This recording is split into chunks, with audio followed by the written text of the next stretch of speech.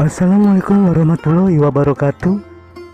Sahabat YouTube rahimakumullah yang dirahmati oleh Allah Subhanahu wa taala, semoga kita selalu dalam lindungan Allah dan diberi kesehatan. Amin ya robbal alamin. Sahabat YouTube rahimakumullah, sombong adalah salah satu sifat yang dibenci Allah Subhanahu wa taala. Hal ini diungkapkan dalam Al-Quran serta disebutkan dalam beberapa hadis Rasulullah Sallallahu Alaihi Wasallam. Dalam surat Luqman ayat 18 tertulis, sesungguhnya Allah tidak menyukai orang-orang yang sombong lagi membanggakan diri. Sementara Rasulullah Sallallahu Alaihi Wasallam pernah bersabda, sombong adalah menolak kebenaran dan meremehkan manusia. Hadis riwayat Muslim. Sahabat YouTube rahimakumullah, dalam Al-Quran terdapat kisah yang menunjukkan bahwa sifat sombong dapat menyebabkan kehancuran. Kisah ini dijabarkan dalam Al-Quran melalui beberapa surat yang menceritakan Qarun, seorang yang kaya raya yang hidup pada masa Nabi Muhammad alaihissalam. Dalam surat Al-Qasas ayat 76 diceritakan bahwa Qarun adalah umat Nabi Musa yang dilimpahi harta kekayaan. Sesungguhnya Qarun adalah termasuk kaum Musa, maka ia berlaku aniaya terhadap mereka. Dan kami telah menganugerahkan kepadanya perbendaharaan harta yang kunci-kuncinya sungguh berat dipikul oleh sejumlah orang yang kuat-kuat. Ingatlah ketika kaumnya berkata kepadanya, janganlah kamu terlalu bangga. Sesungguhnya Allah tidak menyukai orang-orang yang terlalu membanggakan diri. Quran Surah Al-Qasas ayat 76.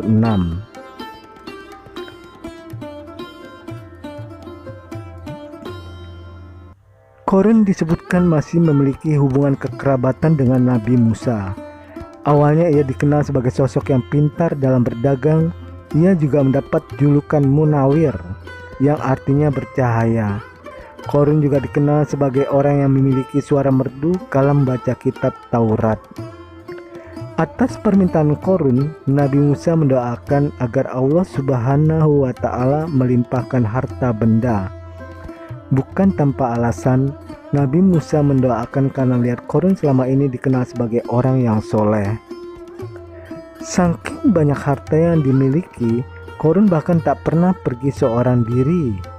Dikisahkan bahwa setiap keluar rumah, ia selalu berpakaian mewah, didampingi oleh 600 orang pelayan, terdiri dari atas 300 laki-laki dan 300 lagi pelayan perempuan.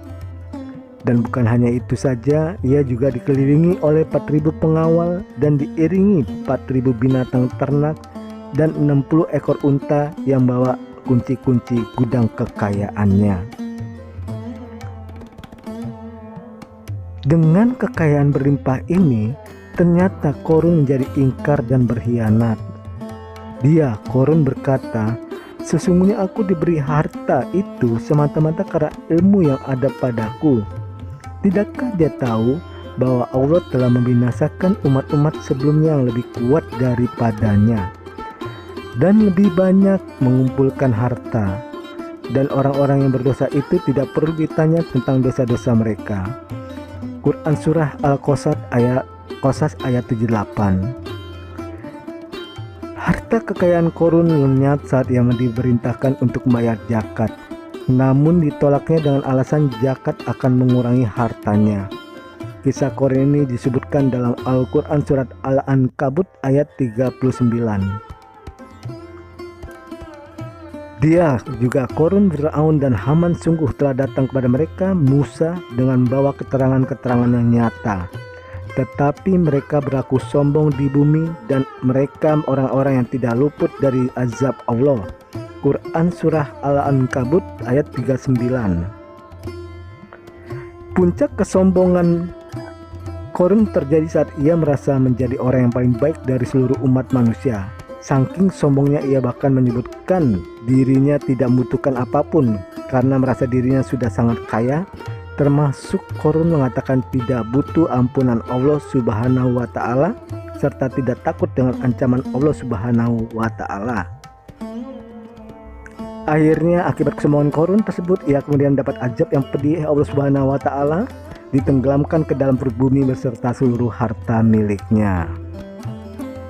Sahabat YouTube rahimakumullah, demikian video saya kali ini. Semoga bermanfaat dan menjadi pencerahan bagi kita semua.